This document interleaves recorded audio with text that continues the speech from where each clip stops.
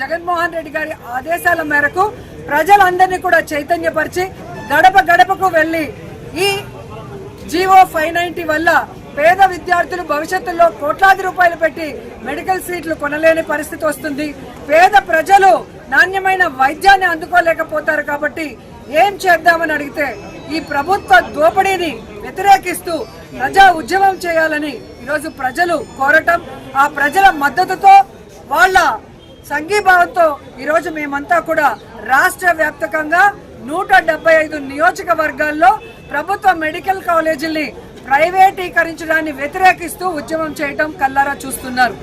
ఎందుకంటే ఈ రాష్ట్రంలో మరి 17 మంది ముఖ్యమంత్రులు పరిపాలించారు. కానీ ఎవరూ చేయనటువంటి విధంగా జగన్మోహన్ రెడ్డి గారు తాను మొదటిసారి ముఖ్యమంత్రి అయినా కూడా పెద్ద ఆలోచనతో పేద ప్రజల కోసం, పేద విద్యార్థుల కోసం 17 మెడికల్ కాలేజీలకి శ్రీకారం చుట్టడం జరిగింది. ఆయన ముఖ్యమంత్రిగా ఉండగానే 5 మెడికల్ కాలేజీలని పూర్తి చేసి ప్రారంభించడం కూడా జరిగింది.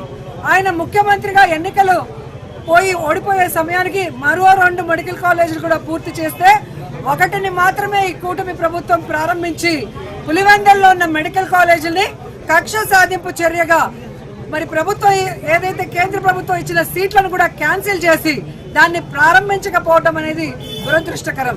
ఈరోజు పబ్లిసిటీ కోసం 100 కోట్లు ఏ విధంగా సెల్ఫ్ డబ్బా కోసం నువ్వు ఖర్చు పెడుతున్నావే, మరి మెడికల్ కాలేజీలు పూర్తి చేయడానికి డబ్బు లేదని చెప్పడానికి సిగ్గు లేదా అని నేను అడుగుతున్నాను.